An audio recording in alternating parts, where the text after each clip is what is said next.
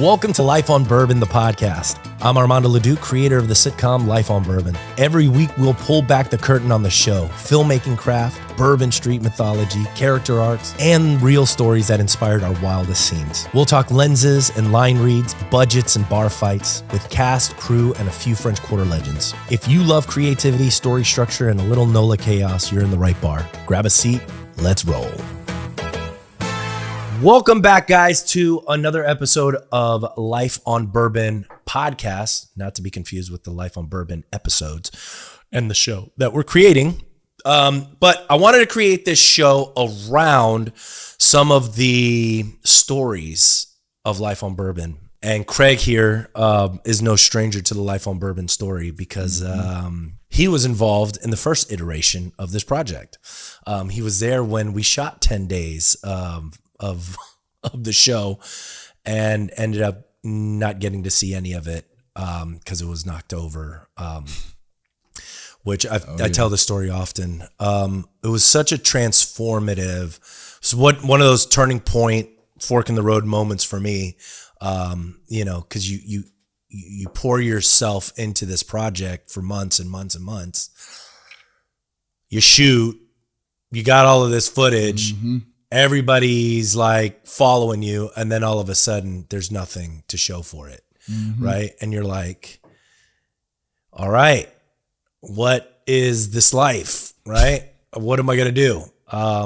Which is why I moved to LA after that. I was just, man, disappointed, embarrassed, heartbroken. Like, it was just one of those, one of those things. All of us. Which is why I was like, which is why it was one of those moments where I was like, all right, this show has legs.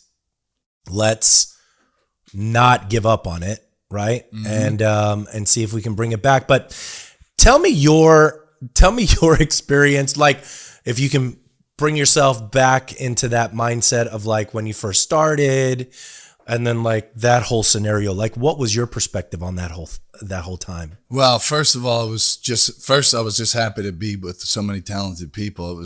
Immediately I could see that just everybody was funny who was out there. Yeah. So that was a lot of fun. And then once y'all started describing Spacuzza, I was like, oh my God, this is like a dream. This is like this character is just so inherently funny that I just wanted to just figure out Spacuzza and become Spacuzza. And I was pulling from different characters in my life, fathers of friends that were just hilarious. So all of it just kind of started to go into Spacuzza. Yeah. And then when we started to do it, it was just a blast. It was a blast. I remember, dude, your character was definitely my favorite in terms of like when you came in and the craziness and just you play it so well. Like you're such a good actor. Thank you, man. Because it's crazy because like when you look at when we have interaction when we just talk, it's like, all right, cool, and then all of a sudden like the character comes on and you just like become this completely different person, which is awesome. It was awesome. Yeah. It was great.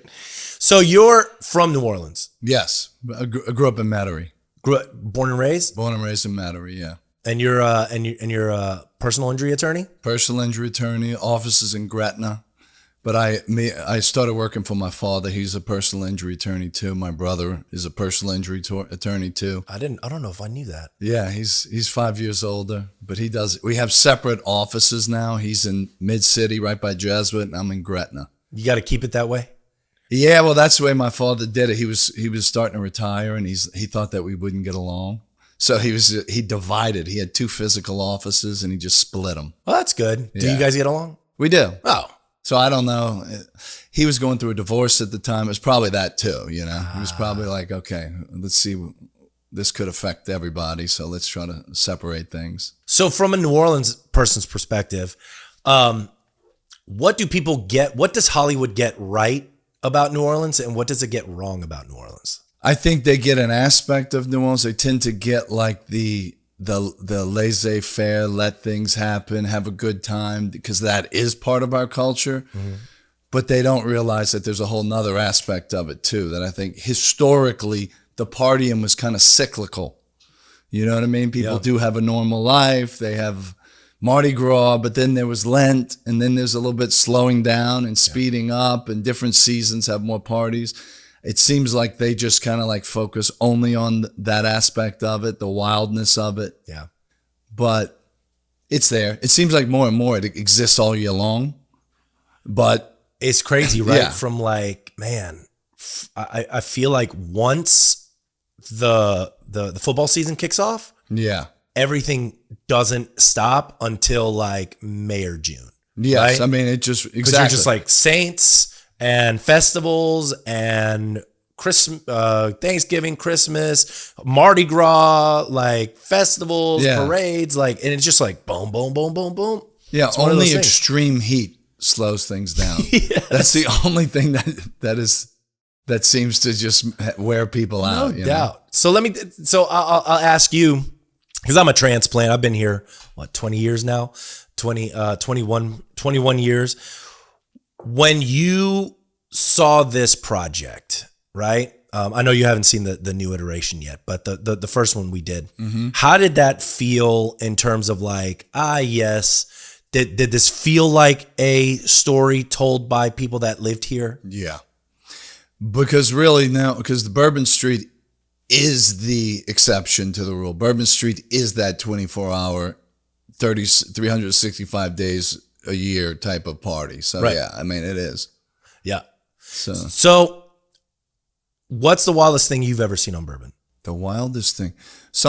One time I saw a guy, it was during Mardi Gras when you have these crazy, crazy crowds when you can barely move, and some guy just started to throw things at a glass. He just fired like a bottle at a glass. It didn't break.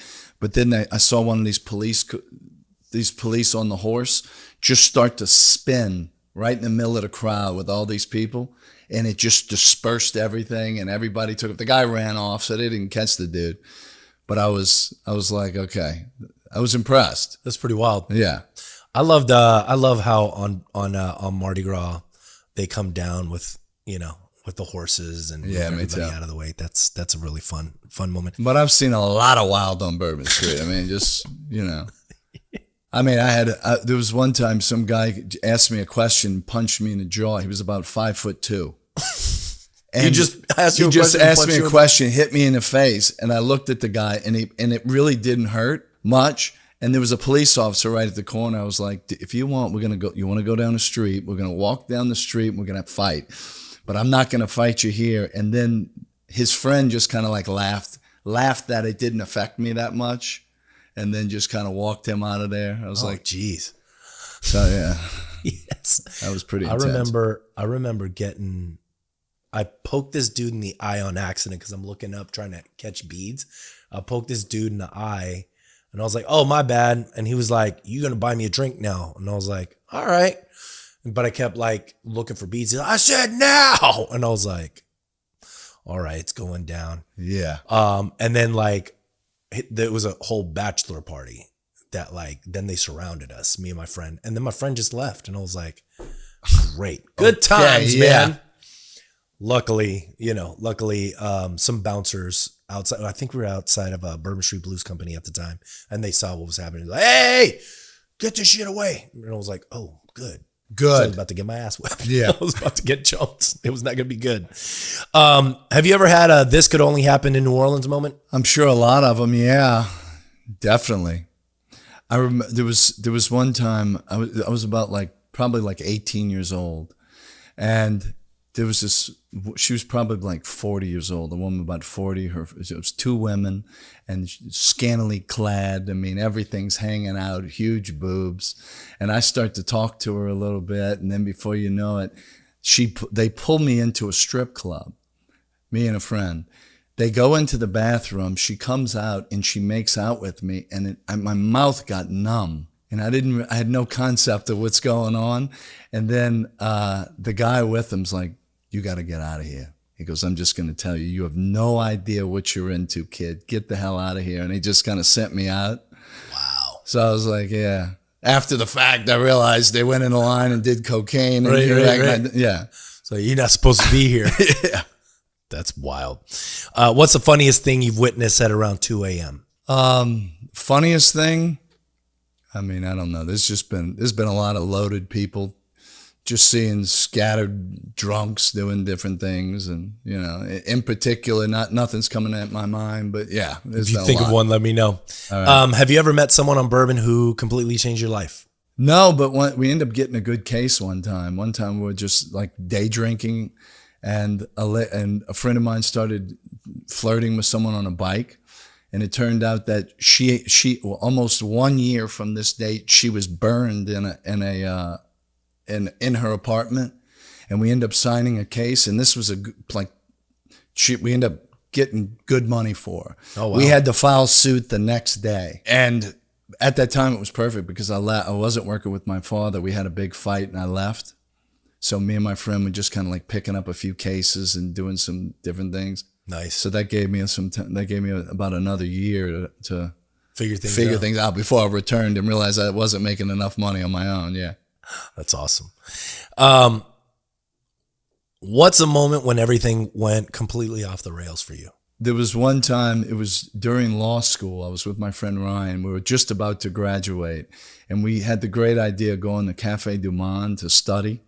So it was in our last finals. So we studied for hours. Then we went to Johnny White's, which was open 24 hours. Right. That was the only bar that stayed open during Hurricane Katrina. That's right, yeah. They didn't have locked doors. And so we drank, and we go out to Bourbon Street, and we end up getting in an argument over something, me and my friend. So I'm like yelling and screaming. A police officer came up to me, and she tells me I have to stop yelling. And I've just put my hand on her shoulder, like, look, I'm not doing, he's my friend, or something like that. And I touched her, and she's like, that's assault of a police officer. Turns around, she cuffs me.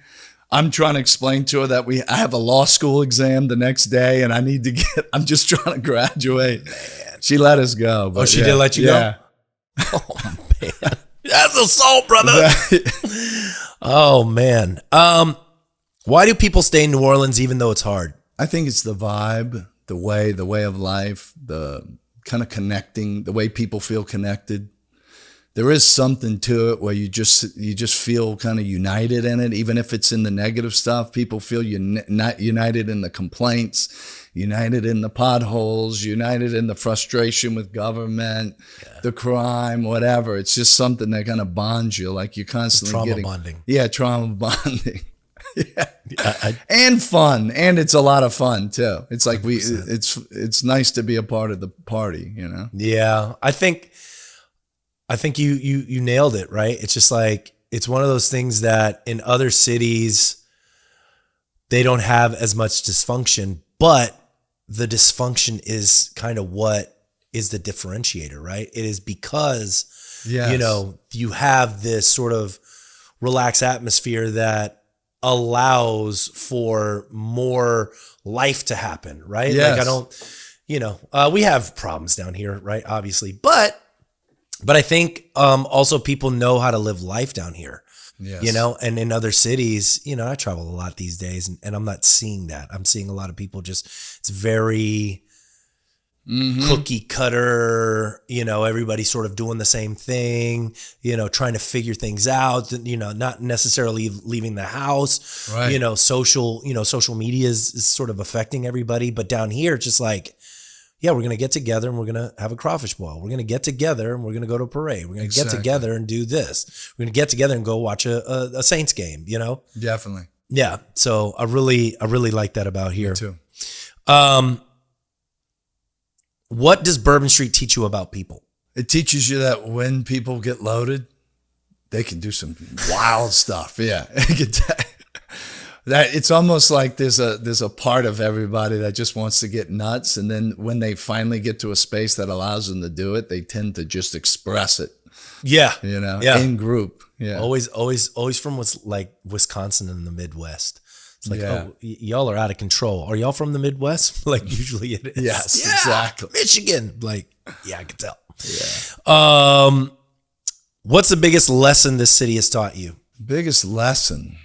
I think the biggest lesson is how much I need the people around me. Because after Katrina, I spent about 6 months. I went to San Diego, and I liked it. I actually started taking a bar exam over there, or at least a class.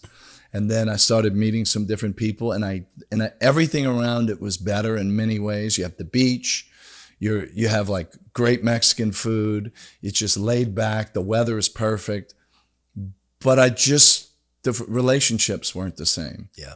So I felt like, man, even though I have all these external things that I enjoy so much, I needed the relationships. I needed the feeling of these bonds that were long bonds. They mattered. Yeah, I agree with you for sure.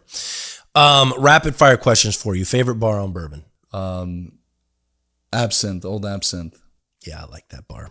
Or isn't that the lawyer bar? I like Lafitte's even more. Yeah. But yeah. The Absinthe bar is the lawyer. The yeah, lawyer they bar, are, right? yeah. I like it, but I think I like Lafitte's even more. I do like Lafitte's. One drink you regret ordering? Probably like the third old fashioned.